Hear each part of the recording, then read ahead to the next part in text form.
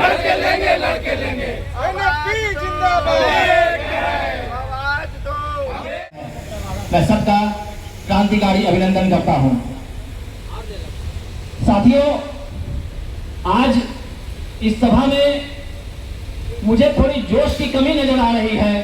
मैं आप लोगों से एक बार निवेदन करूंगा कि पहले एक बार जोरदार नारा लगाइए, इनकलाब जिंदाबाद, जिंदाबाद, जिंदाबाद। वो आवाज नहीं है, और आनी चाहिए आवाज, इनकलाब जिंदाबाद, जिंदाबाद, जिंदाबाद। आपके नारों से यह कैंपस गूंज जाना चाहिए और आपकी आवाज दिल्ली तक पहुंचनी चाहिए, तब आपकी मांगों को सुना जाएगा। अगर ऐसे आप बैठे रहेंगे तो आपकी मांगों को कोई सुनने वाला नहीं है। इनकलाब जिंदाबाद, जिंदाबाद, जिंदाबाद। एनएपी जिंदाबाद, जिंदाबाद, जिंदाबाद। संयुक्त मोर्चा जिंदाबाद, जिंदाबाद, जिंदाबाद। हमारी मांगे जायज है, जायज है, जायज है। अपनी मांगे कैसे लोगे? लड़के लेंगे, लड़के लेंगे। अपनी मांगे कैसे लोगे? लड़के लेंगे, लड़के लेंगे। बहुत बहुत धन्यवाद साथियों। करना, हड़ताल करना, धरना करना हम लोग का कोई शौक नहीं है। हम लोग यहाँ पर बैठे हुए हैं अपनी उन मांगों को लेकर के जो वर्षों से लंबित पड़ा हुआ है। आज भी जब हमारा चार्ट ऑफ डिमांड बनता है तो हम लोग लिखते हैं लंबित मांगे। मतलब ये है कि आपका जो विभाग है, जिस सरकार के अंदर हम लोग काम कर रहे हैं, वो कान में तेल डाल करके बैठी हुई है। आज हम लोग धरना पर बैठे हुए हैं, कल हम लोग को अनिश्चितकालीन हड़ताल पर भी जाना होगा। अगर हम अपने वजूद को बचाना चाहते हैं तो ये निसंदेह हम लोगों को अपने लिए खड़ा होना होगा।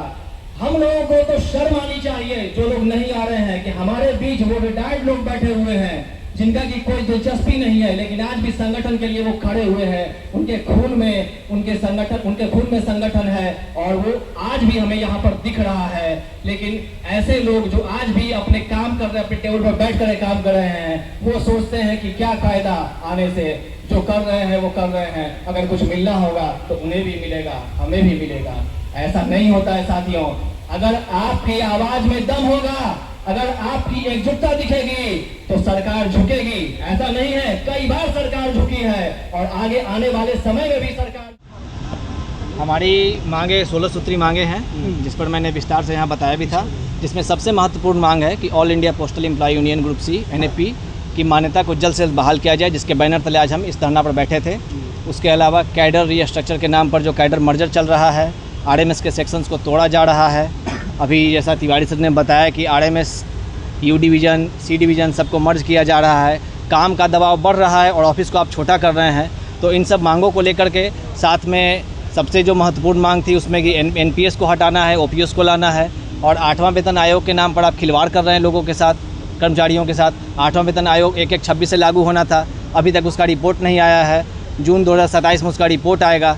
उसमें भी हम लोग मांग किए थे कि 1/1/26 से 50% डीए को आप मर्ज कर दिए बेसिक पे में, और उसका एंट्री रिलीफ दिया जाए। तो इन सब मांगों को लेकर के हम लोग आज एक दिवसीय धरना पर बैठे हैं। आप लोग एक दिवसीय धरना दिए हैं, क्या लग रही है कि सरकार आपकी मांग सुनेगी? नहीं सुनती है, उसके बाद आप लोग क्या करिएगा? हम तेज होगा कार्यक्रम और मजबूती हम लोग एजिटेशन करते हैं। हम लोग एजिटेशन में सबसे पहले लंच आवर डिमॉन्स्ट्रेशन किए थे, ब्लैक बैच बांध के ऑफिस में काम भी किए थे। ये हमारा एक अंतिम स्टेप था धरना का। इसके post card campaign, email campaign भी हुआ था। इसके बावजूद भी अगर सरकार नहीं सुनेगी तो हम लोग हड़ताल पर और अनिश्चितकालीन हड़ताल पर डाक कर्मचारी जाने वाले हैं। से बात हुई है सर? बिल्कुल बात हुई है, सबसे दिल्ली में बात होती रहती है। आश्वासन हर बार मिलता है, लेकिन आश्वासन पर कभी अमल नहीं किया जाता है। अच्छा, अपना नाम बता दीजिए। मेरा नाम शैलेश्वर सिंह हुआ, एडमिन यूनिट सर्किल सेक्रेटरी। क्या ऐसा मुसीबत आ गया कि आप लोग पटना के जीपीओ कैंपस में आप लोग धरना देने लगे? क्या मांग थी? जैसे कि अभी हमारे सर्किल सेक्रेटरी ने बताया कि हमारी मांगे 16 सूत्री हैं। और जिसमें सबसे बड़ा मुद्दा जो है हमारा P3 का मान्यता को प्राप्त करना था, क्योंकि वो डी रिकग्नाइज कर दिया है, जो कि बिल्कुल गलत तरीके से किया गया है। हमारे पे गलत ब्लेम लगा के कर दिया गया है और उसको हटा देना, हमारा एक बहुत बड़ा विंग हटा देना, वो एक तरह से हम लोग को कमज़ोर करने का साजिश किया जा रहा है, जो हम लोग बर्दाश्त नहीं कर पा रहे हैं। उसके अलावा आप खुद बताएं, जो एक विधायक एक दिन के लिए भी चुनाव में इलेक्ट हो जाता है उसको ज़िंदगी भर का पेंशन मिलता है। हम यहाँ 40 वर्ष से ऊपर खटते हैं और हमारे नाम पे एनपीएस दे दिया गया। और लुभाने के लिए एनपीएस की जब मांग हम लोग तेज़ की है कि ओपीएस वापस लाओ, एनपीएस हटाओ, तो लुभाने के लिए एक यूपीएस नाम का हम लोग को एक चम्मच पकड़ा दिया गया, जो एनपीएस से भी बदतर है।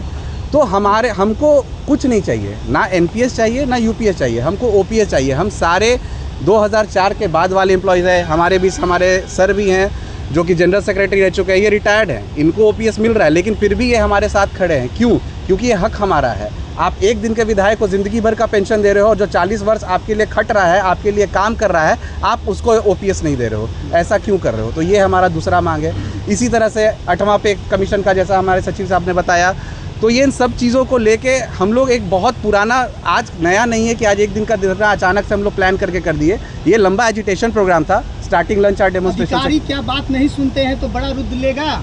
बिल्कुल बिल्कुल, जैसा कि अब हमारा प्रोग्राम चल रहा है, लंच आवर डेमोन्स्ट्रेशन शुरू हुआ, ब्लैक बेज चला, पोस्ट कार्ड ईमेल कैंपेनिंग चला, आज धरना है, 22-23 को दिल्ली में धरना होगा, उसके बाद एक दिन का स्ट्राइक होगा, और अगर अधिकारी के कान में फिर भी जू नहीं रेंगेगी तो हम लोग अनिश्चितकालीन हड़ताल करेंगे। क्या लगता है आपकी बातों को वहाँ पहुँच नहीं पा रहे जहाँ आप लोग पहुँचाना चाह रहे हैं? सर, पहुंचने के लिए तो बात हर जगह पहुंचेगी, क्योंकि आज के युवा में, आज के पीढ़ी में जो ताकत है वो जस्ट आपने अभी देखा होगा जंतर मंतर में किस तरह से जेन जी ने अभी फतेह हासिल की है। तो जब आवाम एक हो जाएगी तो सरकार को झुकना पड़ेगा। प्रधानमंत्री जब सबके सामने आके माफ़ी मांग सकते हैं तो फिर हम लोग तो जायज़ डिमांड कर रहे हैं और हम लोग अपने हक की मांग कर रहे हैं, तो सुनना तो बिल्कुल पड़ेगा, और नहीं सुनेंगे तो हम लोग इसी तरह से अपने प्रोग्राम को, अपने एजुकेशन प्रोग्राम को आगे बढ़ाते रहेंगे। सांसद और विधायक को, तमाम लोगों को 40 वर्ष के बाद पेंशन मिलता है, आप लोग को क्यों नहीं मिल रहा है? 13 सूत्री मांगो है, आखिर सरकार क्यों नहीं सुन रही है? केंद्र सरकार की बजट आ रही है भाई, 8वां वेतन भी लागू हो रहा है, आखिर क्यों नहीं सुनी जा रही है? ये सरकार हमेशा काम करने वालों के साथ अन्याय करती है। हाँ,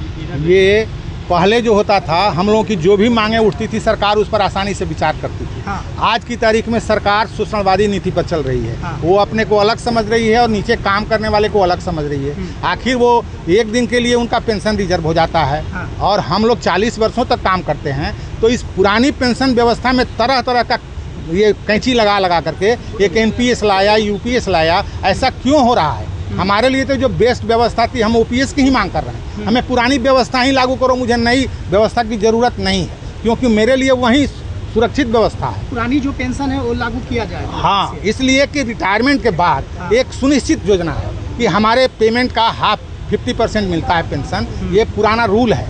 अब सरकार कहती है कि जो नया पेंशन जो होगा एनपीएस के अंतर्गत वो कितना मिलेगा, सरकार सुनिश्चित ही नहीं कर पाती है। अगर शेयर मार्केट या मार्केट अच्छा रहा तो आपका पेंशन बढ़ भी सकता है, गड़बड़ रहा तो आपका पेंशन घट भी सकता पटना है। बिहार से लेकर दिल्ली तक आप लोग की मांग नहीं सुनी जाती है, तो फिर आप लोग क्या करिएगा? हमारे पास अंतरिम शस्त्र है धरना। हाँ। ये तो हमारी अपनी मांगों का जो ये विरोध है, विरोध का एक सांकेतिक रूप है 1 दिवसीय धरना।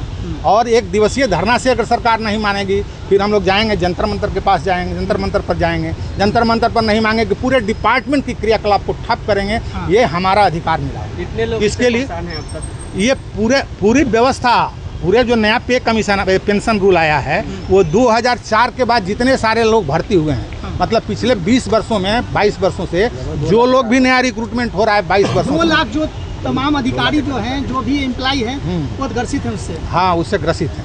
चलिए, अपने परिचय बताया सर। मेरा नाम उपेंद्र कुमार तिवारी है।